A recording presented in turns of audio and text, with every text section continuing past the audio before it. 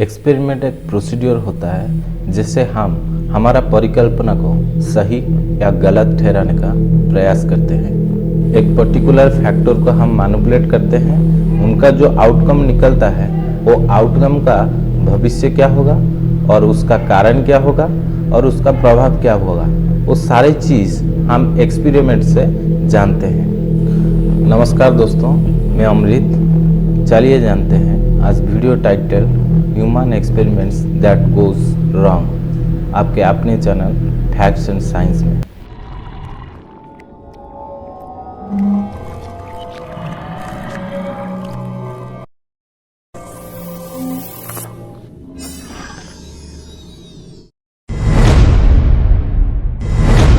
शायद आप Stanford prison experiment के बारे में सुना होगा। ये एक सोशल साइकोलॉजी स्टडी है जो चला था 1971 में। ये experiment US office of novel research के द्वारा फाउंडेड था और उसका मुद्दा ये था कि इंसान के रोल प्लेइंग का इफेक्ट को जानना है और सामाजिक की आशा यानी कि सोशल एक्सपेक्टेशन को प्रभाव को मापना है। इसके मुख्य रिसर्चर फिलिप जिम्बार्डो ने पूर्वानुमान किए थे कि परिस्थिति तैयार करता है कि कैसे एक इंसान कार्य करेगा, ना कि उसका पर्सनालिटी या व्यक्तित्व। इस एक्सपेरिमेंट को शुरू करने के लिए 24 यंग लड़कों को चुना गया और उनको प्रिजन गार्ड और कैदियों का रोल दिया गया और कुछ लड़के ऐसे रहे जो कि अल्टरनेटिव के लिए थे। डेली बेसिस में हर लड़कों को $15 दिया गया अपनी पार्टिसिपेशन के लिए इस स्टडी में। यह स्टडी 2 हफ्ते के लिए था। तो सब कुछ सही होने के बाद वो सारे लड़कों को एक प्रिजनर की तरह अरेस्ट करके जेल लिया गया जो कि एक स्कूल का बेसमेंट में था। रोल प्ले करने के लिए कैदी रेडी थे, प्रिजनर गार्ड भी रेडी थे और खुद जिम्बार्डो उस जेल का सुपरिटेंडेंट बने हुए। फिर उनको कैदियों की तरह ड्रेस दिया गया पहनने के लिए और उनका राइट एंकल में चेन से बंधा गया। 2 दिन में ही कुछ कैदी विरोध करने लगे और कुछ दिन बाद वो ट्रोमा में चला गया और आखिरकार वो जो ट्रोमा में चले गए थे वो कैदियों को बाहर निकलना पड़ा। जो प्रिजनर गार्ड का रोल प्ले कर रहे थे उनको ये बोला गया था कि सिर्फ नज़र रखने को, कुछ भी फिजिकल या और कुछ ना करने को, लेकिन वो कुछ दिन में जेल के अंदर कैदियों का रोल प्ले जो कर रहे थे उनको खराब भाषा में गालियाँ देने लगे।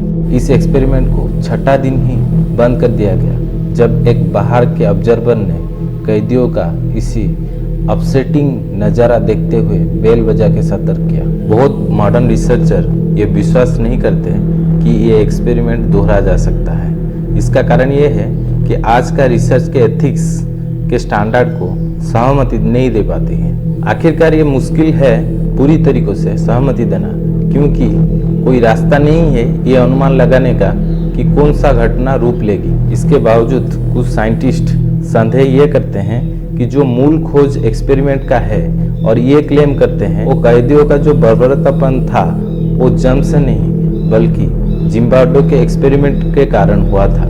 हालांकि इस अध्ययन के परिणाम को बचाने के लिए जिम्बार्डो ने ये बोले कि सब आलोचना उनका अध्ययन का गलत ढंग से प्रयोग कर रहे हैं। तो ये था स्टैनफोर्ड प्रिजन एक्सपेरिमेंट।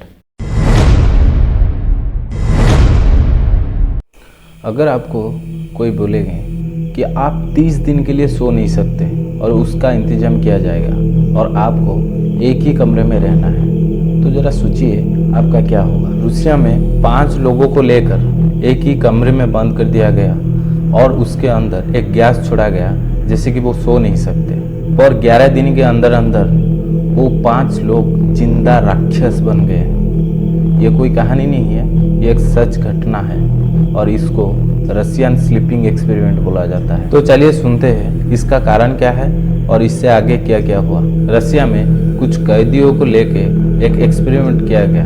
उनको ये बताया गया कि तुम्हें एक बंद कमरे के अंदर बिना सोए 30 दिन के लिए रहना है। अगर वो तुम कर गए तो तुम पूरी तरीके से आज़ाद हो जाओगे। वो कैदियों में से 5 आगे आए और ये बोले 30 दिन की तो बात है, अगर ये 30 दिन हम वहाँ पे रह जाएंगे तो पूरा आज़ाद हो जाएंगे। तो उसके बाद जो भी प्रोसीड्यूर था उससे फॉलो करके उन 5 कैदियों को एक बंद कमरे के अंदर रखा गया और उस बंद कमरे में एक गैस छोड़ा गया जैसे कि वो सो नहीं सकते। उस कमरे में जितने चाहिए थे उससे भी ज़्यादा खाना पीना, पढ़ने के लिए बुक, ऑक्सीजन का पूरा इंतजाम था। सिर्फ एक चीज़ का नहीं था, वो था सोने का सामान, जैसे कि बेड, पिलो, कुछ भी नहीं था। ना सोने के लिए वो जो गैस उस रूम में छोड़े थे वो इसलिए छोड़े थे क्योंकि साइंटिस्ट ने ये एक्सपेरिमेंट कर रहे थे कि अगर कोई इंसान 30 दिन के लिए ना सोए तो उसका क्या होगा। वो रूम की एक दीवार में एक ट्रांसपेरेंट कांच लगा हुआ था ताकि वो 5 कैदी क्या क्या कर रहे हैं, उनका मूवमेंट क्या है, वो सब कुछ साइंटिस्ट ने देख सकते हैं। पहले कुछ दिन उन 5 कैदियों में से सब कुछ नॉर्मल चला। वो अच्छे से खा रहे थे, बातचीत कर रहे थे, सब कुछ अच्छा सा था। लेकिन जैसे जैसे एक हफ्ता गुजरा तो परिस्थिति बदलने लगा।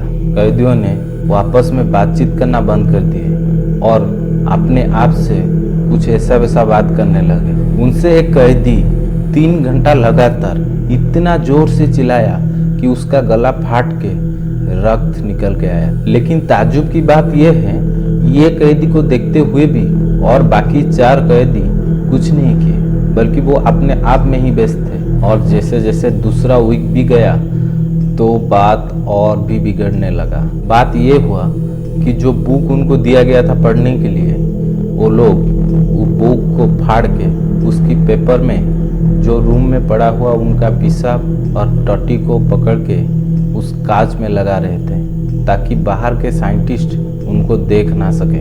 ये नज़ारा को देखते हुए साइंटिस्ट ने तुरंत एक मीटिंग बुलाया और उसमें ये बोले कि ये एक्सपेरिमेंट को बंद किया जाए। उसके बाद वो जो गैस वो रूम में छोड़ रहे थे वो गैस को वो बंद कर दिए। कुछ देर बाद वैज्ञानिकों ने जब उस रूम के अंदर गए तो वो जो नज़ारा देखे उसमें उनका होश ही उड़ गया, क्योंकि उस रूम में चारों ओर सिर्फ रक्त और मांस पड़ा रहा था और कैदियों ने उस मांस को खा रहे थे। वैज्ञानिकों ने और भी ताज्जुब हुए जब वो देखे कि कैदियों ने किसी और का नहीं बल्कि अपना खुद का मांस वो खा रहे थे। सारे के सारे एक जिंदा स्केलेटन की तरह बन गए थे, क्योंकि जो खाना दिया गया था वो नहीं खा रहे थे, सिर्फ अपनी रक्त और मांस खा रहे थे। उनमें 1-2 कैदी ऐसे थे कि वो अपना पेट की मांस को अपनी नाखून से ऐसे खरोच के खा रहे थे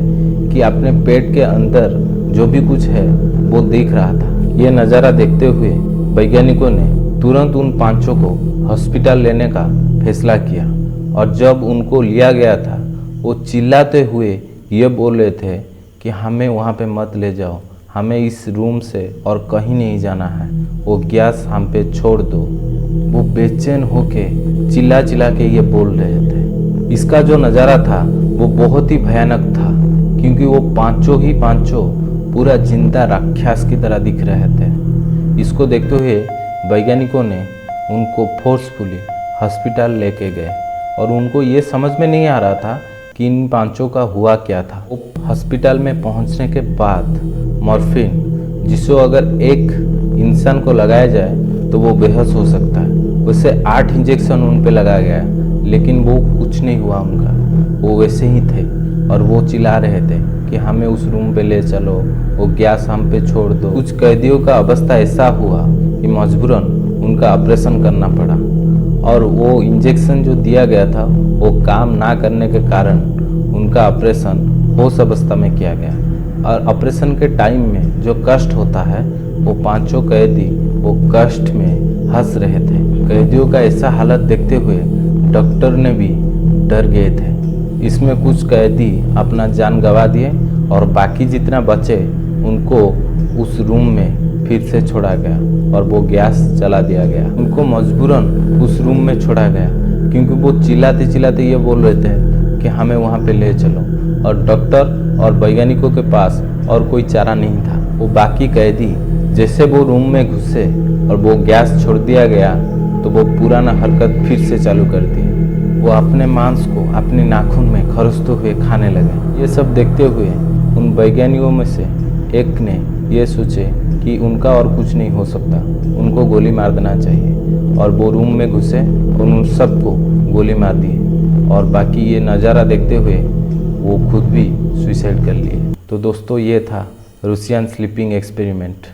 ये दोनों में से कौन सा एक्सपेरिमेंट आपको इंटरेस्टिंग लगा नीचे कमेंट करके बताइएगा।